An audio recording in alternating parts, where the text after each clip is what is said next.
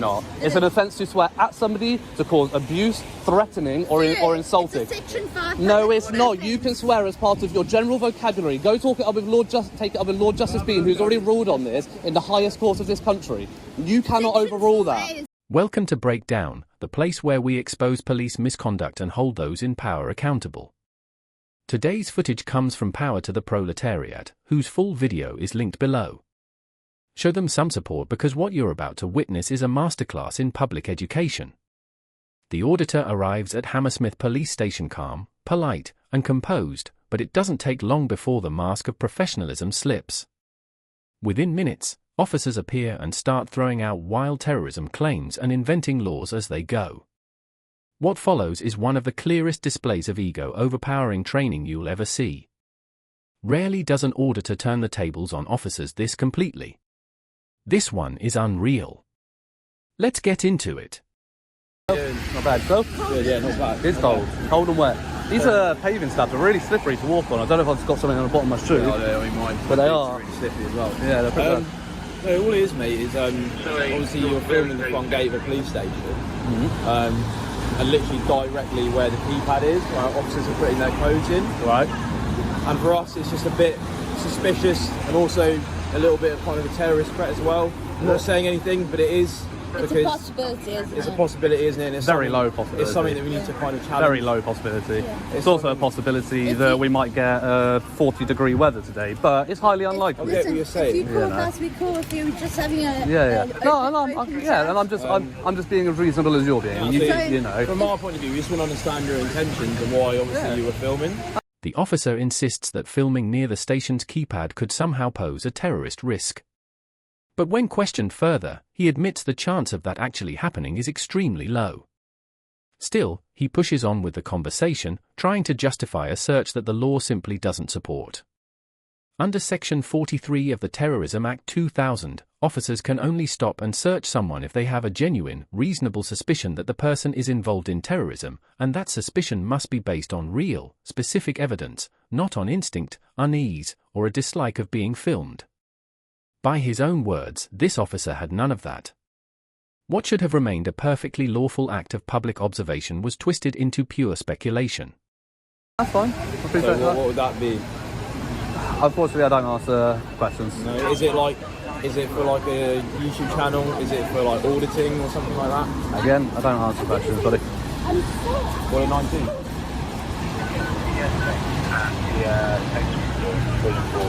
We'll come back to them. Well, if I come back to spot mail So obviously in this climate...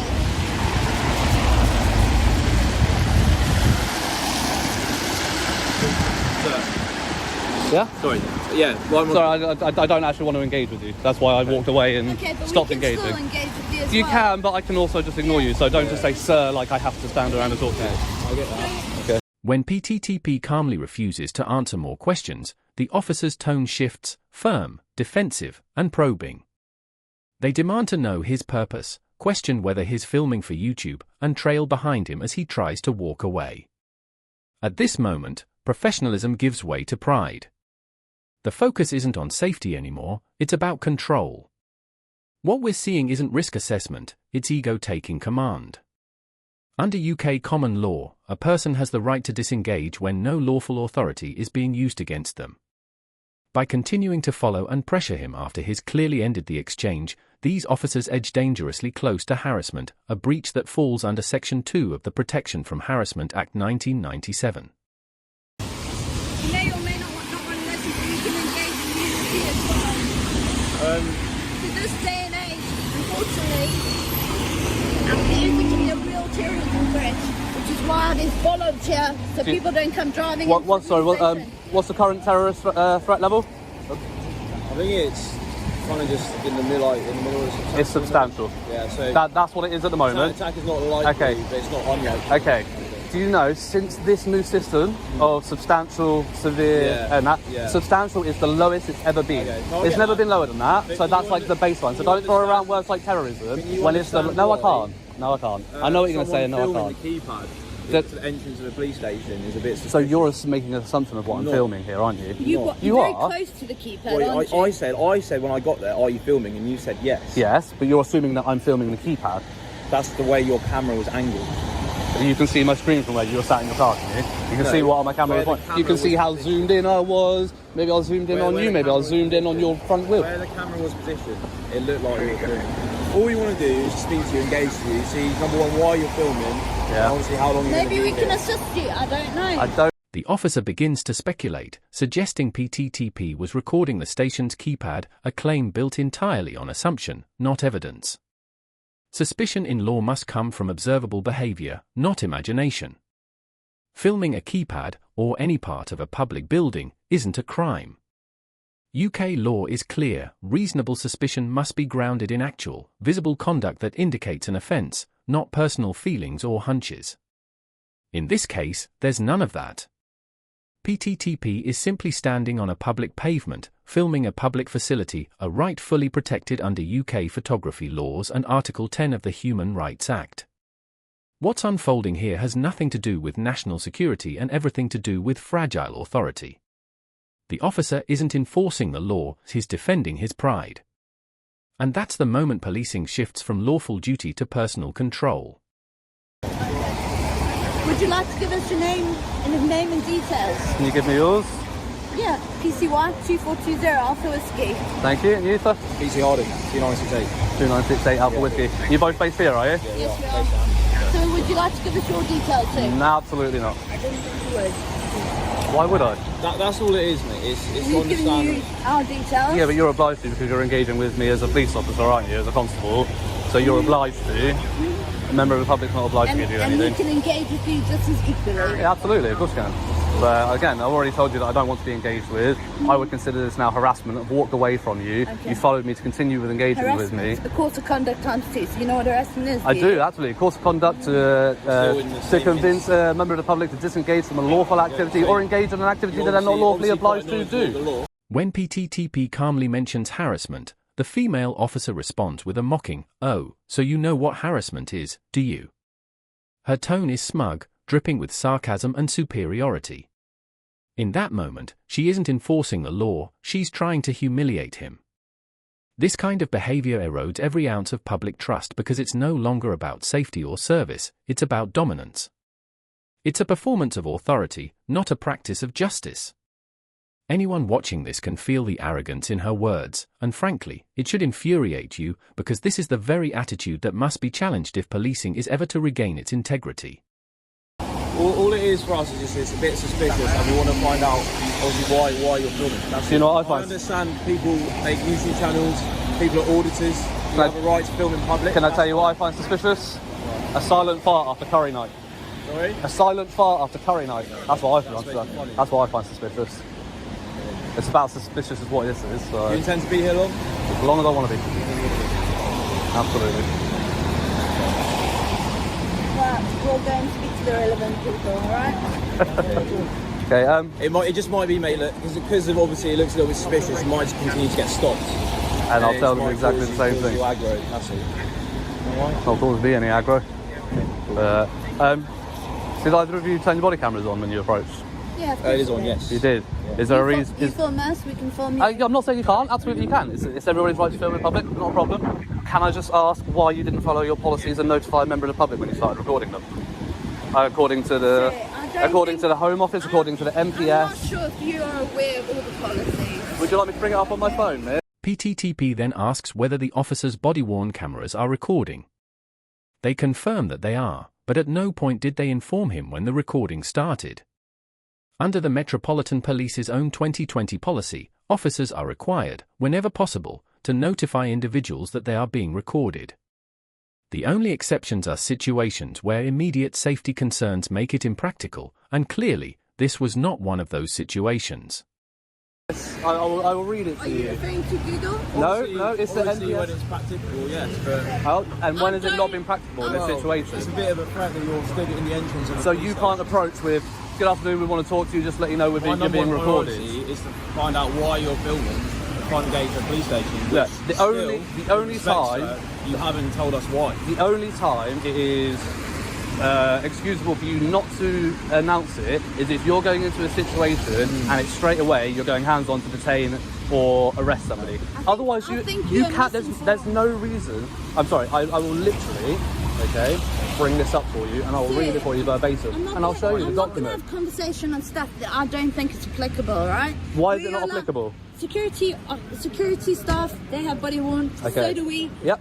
The Metropolitan Police, updated September 2020. It's the most recent document. You seem very invested. It's the most recent document. This paragraph here, all right? I'm going to let you read it with me. This one here.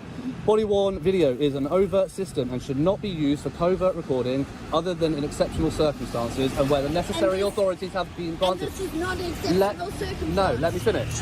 Okay? As body-worn video is overt recording, officers must declare wherever possible when they are commencing audio and visual recording during each and every encounter. So again, because you haven't come out and you haven't grabbed me, you're not detaining me or arresting me, there is absolutely no reason, no excuse for not starting the conversation. You've said a lot of things during this conversation and you're telling me not one of those things could have been, by the way, sir, you're being recorded. Not one of them. No, sir, whenever possible. Yes. And again, when was that not possible? Yeah, so again, when was that not possible? Like I said earlier, my priority was to speak to you first to establish why you're filming the And whilst you're speaking to me, again, you've said a lot of things during this conversation. Why could not one of those things be, by the way, you're being recorded? Why not? Like I said, my first thing to do, we're just going to go around in circles, aren't we? As the tension rises, one officer claims that swearing in public is a criminal offence, a statement that's simply wrong. Under the Public Order Act 1986, amended in 2014, the word insulting was removed from Section 5, which means that mild or non-abusive profanity is no longer considered a crime. Only language that is threatening or abusive, intended to cause alarm or distress, can be subject to prosecution. Yeah, because your excuse is absolute bullshit and you know it. Well, don't swear in a public place. It's not an offence. It's absolutely not. It's an offence to swear at somebody, to cause abuse, threatening, or insulting. It's a Section 5. No, it's not. You can swear as part of your general vocabulary. Go take it up with Lord Justice Bean, who's already ruled on this in the highest court of this country. You cannot overrule that. Is when it's directed at somebody. And I didn't direct Section it. 5 is out to anybody. When somebody else can feel If harassment, alarm, it's distress. likely, if it's abusive, threatening, or insulting has been removed from Section 5. If it's threatening or abusive, saying something is bullshit is not threatening or abusive. It's just saying something is bullshit. That's part of your. That's part. No. That's part of your general vernacular, and it's been ruled on by the highest court of this country. So try another one. I will say everything's bullshit if everything is bullshit. Because everything is bullshit that's coming out of your mouth. I get the idea now. Yeah, you get it? I'm going to continue to say obviously, it. I get the idea of your intentions. Clearly, just trying to wind us up. No, you're winding me up by saying that I can't do something that I can do. When we What came have I out, said that you can't do? You just said I can't swear when I can. okay, when we've come out to talk to you, I think we've been very polite. We've just said, look, we've come to have a And I told you that I don't want to engage with you, and Not then you continued to initially. harass me. Not initially. Not initially, but you agreed that I have told you that I don't want to engage with you, and then you followed me, and you have continued to engage with me, and now you're saying that I can't do something that I'm legally entitled to do, and you're trying to say that it's an offence when it's not. We can also talk to people.